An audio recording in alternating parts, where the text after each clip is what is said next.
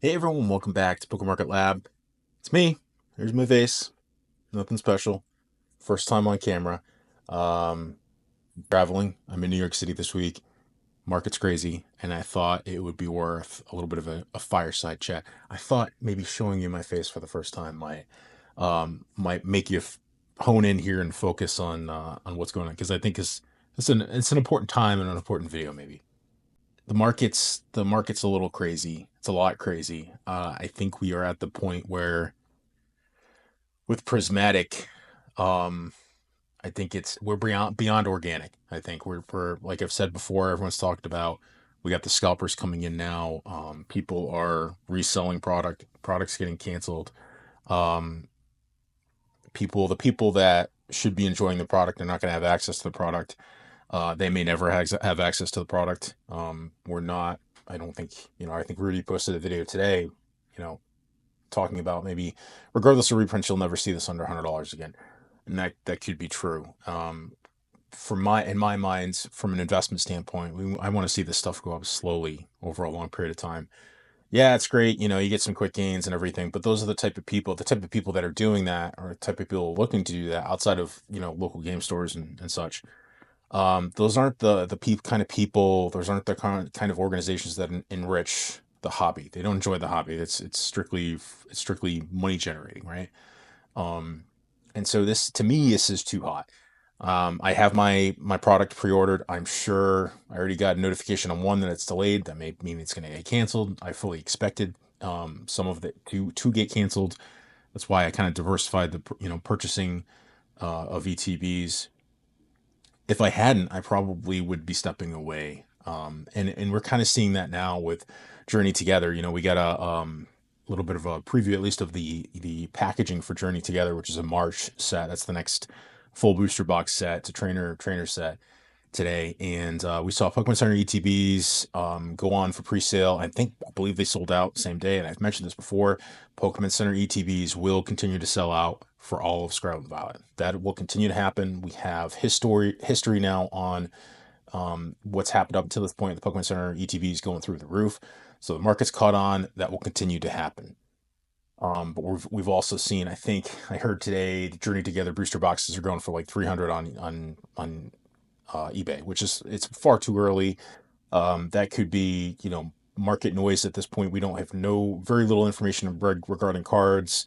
There's no powder keg, so to speak, on that set yet that would cause it to be worth 300. So again, this is what happens in a market when we start getting to things being too hot to handle, things being inorganic, where things are just getting pumped for any reason, just the fact it's a Pokemon product, nothing to do with what's in it.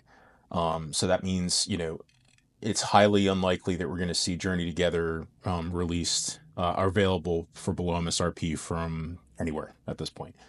So those I've said it before, those $100 booster boxes, they're gone for the time being, and it makes it extremely hard to get in at a reasonable price. And again, maybe long term, maybe there may be product that you don't want to miss, right? You just love the cards. You think long term it's going to be great. You get in at that MSRP price, even from the Pokemon Center. You're going to all of us are going to have to make that decision about, do we pay MSRP? Do we pay inflated prices? Me personally, I'd rather just, unless I absolutely love, like a prismatic. I would have paid more for prismatic above MSRP. I'm not paying $150 a booster box, but I would have paid 75, $80 a pop for ETBs had I not got in at a good price, just because I love what's in there. But all of us have to make that decision in our heads. What are we willing to spend? And the only thing I ask of you is just make sure you have a plan. Make sure it's always disposable income. This is always hobby income that we should be using. And there's going to be a lot of pressure. There's going to be a lot of FOMO. There's going to be a lot of talking heads on YouTube, just like me, saying, buy this, don't buy this. And you're going to feel a lot of pressure to spend more than you would and buy everything. This is not necessarily the time in the history of Pokemon that you're going to make the most money in terms of buying product.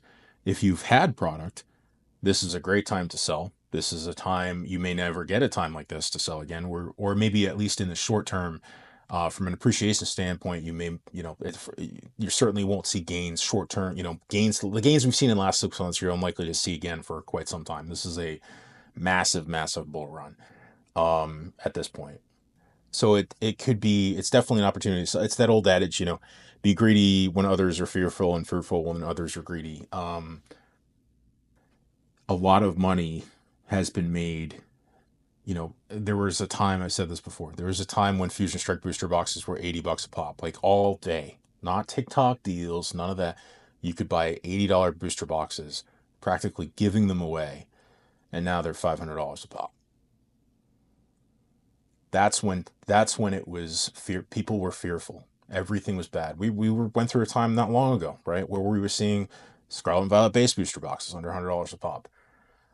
Obsidian was under 100, right? Scarlet and Violet was untouched, right? Sword and Shield was the darling. It wasn't necessarily. It wasn't. Pokemon was from in the cardboard bear market of 22 and 23. Pokemon was the outlier. It wasn't skyrocketing, but there was Sword and Shield held extremely, extremely well. But Scarlet Violet suffered for a long period of time. And then people realized, this is potentially, for a while, people realized this is potentially one of the best times in the Pokemon collecting hobby. And now, again, we have people that are in it that aren't going to be here long term. The people that are scalping this product, they're going to be here. Eventually, they'll scalp product, and the market's going to turn, and they're going to be left holding the bag, and they'll be out, and you won't see them again until maybe the next bull run, or maybe never. Those that buy product consistently, almost irregardless of price, not completely irregardless. We don't want to chase highs, but those that consistently buy booster boxes of every set with between that $100 and MSRP price and hold on to them for a long period of time do extremely well. And the reason most people fail is because they try to make it harder than it is. It's not hard. It's literally put on the shelf. Yeah, you may be able to. There's opportunities like this where you could leverage early pre-orders and make a huge upside. But how do you do that with Journeys Together now, right? You can't. You're gonna no one's smart enough to get in and get $100 booster boxes and turn them like you could on Surging Sparks and sell them for $100 profit. That's gone. That's gone. Stores are listing everything. We may not see that set under $160 a pop.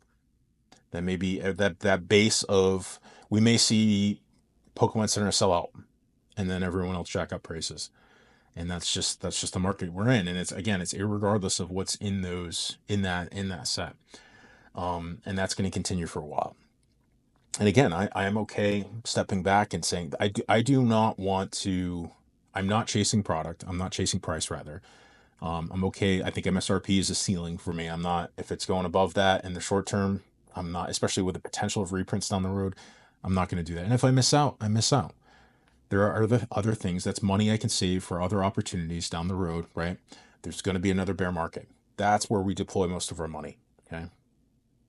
I'm not buying a $160 booster box or 180 on, but to over MSRP. I'm not buying over MSRP hoping that continues to go up, because it doesn't go up eventually, forever. Eventually, the music stops and someone's left holding the bag. So what I guess I'm trying to tell you is, if you've been doing this for a long period of time, don't change what you're doing. Just keep doing what you're doing. Buy a little bit of everything. The prices go up, maybe you buy less, and keep doing what you're doing, and the tide's going to change. Okay. If you've been holding on to product for a long period of time and it's appreciated, if now is within your time horizon for selling, now would be a fantastic time to sell. You're not going to be able to time that perfectly. Right. You can't time the market. This is the type of market that we're in is the type of market that you want to take advantage of, and you want to get some capital back if you can. If you've hit whatever target, it could be a monetary target, percentage target, it could be a time horizon target, whatever that is. Now is a great exit time. This you're going to see, you have not seen. We're talking some of these products just going straight up, almost irregardless of what it is. Right, we've seen base set, Scarlet Violet base set, which is not great. I don't think it's great, personally, in my opinion. We've seen that appreciate a lot. I mean, again, if you're looking at the lows of like $75 a pop, it's a doubling, right? It's 200%. So now's a great time to sell. And regarding Prismatic, regarding all this hype over sets moving forward, just be careful. Don't chase these prices. We're gonna get reprints, and if we don't, then we don't. What I don't want you to do is think that this is the same type of market that we've seen, the same type of opportunity that we've seen in the past. It's not. And to me, this is too. This isn't fun anymore, right? This is yeah. I want to see my product go up, but I also want people to enjoy it. I want to see all the the news that we're seeing, the social media that we're seeing is regarding prices of products and cancellations and stores listing product higher and just all the crappy people that come out of the woodwork to do crappy things when money's involved in a market like this. And to me, that's not fun. It's just not fun. But that's me. I want to be able to. I think product. I mean, I think it's okay for product to be a little expensive on release day, but this is. I mean, we're at 300% here for product, and no one is going to be able to walk into a GameStop, a Walmart, or Target on release day and buy an ETB or a booster bundle or anything to crack open with their kids or their parents or their friends. And that is antithetical to what Pokemon is. Well, maybe that's not that's not investing advice necessarily, but that's just to me. I'm an idealist, and again, I've said it before. If I want to buy something that's soulless, I'll buy stocks and ETFs, and this is something to be enjoyed. It didn't start out like that for me. It started out as just a way to make money, and it's beautiful. The Pokemon Company does a fantastic job. The cards are beautiful. The community, most of the time, the people that stick with it and have been with it are fantastic, fantastic people. So those times will be back. Just hang in there. Don't get into the FOMO. Step away from the social media. And if you can't get ETBs at a reasonable price for Prismatic on release day, open something else and enjoy the crap out. That's all I got for today. We'll see you on the next one. This is PokeMarket.